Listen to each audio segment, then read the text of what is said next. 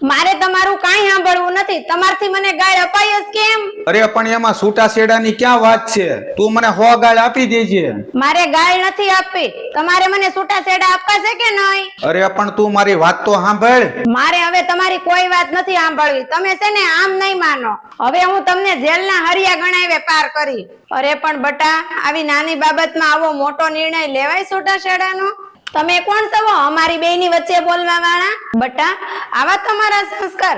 તમારા બે જણાના ઝઘડામાં તમારા સાસુ નહીં તમે ઓળખતા બેન થઈ ગયા. બહુ સારું. સાસુ હોવ ને તો ભલે જાઓ, તમારું કામ કરો ચૂપચાપ. અરે બટા, તું આમ છૂટાછેડા લઈ લે ને તો અમારું તો ઠીક, પણ આમાં તારા બાપાનું કઈ સારું નહીં કહેવાય. તમારા બાપાનું ગામમાં કેવડું મોટું નામ છે, એનો તો થોડોક વિચાર કરો.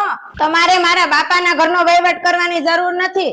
બા, એને જાવું છે ને તો જવા દો. એને પરાયણે આપણા ઘરમાં રાખવાનો કોઈ મતલબ નથી. બટા, અમારા વખતમાં અમારા માવતરે અમને ભણાવ્યા નથી, પણ અમને આપેલા સંસ્કાર અમે આજે પણ નથી ભૂલ્યા. ઈ જે હોય, મારે નથી સાંભળવું તમારું ભાષણ. હું છે ને ડિવોર્સ પેપર મોકલાવી દે, તમે સાઈન કરીને મોકલી દેજો. બટા, આવો નિર્ણય લેતા પહેલા એકવાર તારા મા બાપને તો પૂછી લેજે. મારે કોઈને પૂછવાની જરૂર નથી. હું મારી રીતે પગ ભરશું. મને મારા બાપાએ ભણાવી ગણાવીને નોકરી લેવડાવી છે. મિત્રો, તમારી પાસે ભણતર ગમે એટલું હોય, પણ તેની સાથે સારા સંસ્કાર ના હોય તો એ ભણતર કાંઈ કામનું નથી. જો તમને આ અમારો વિડીયો સારો લાગ્યો હોય તો લાઈક કરો, કોમેન્ટ કરો અને વધુ લોકો સુધી શેર કરો.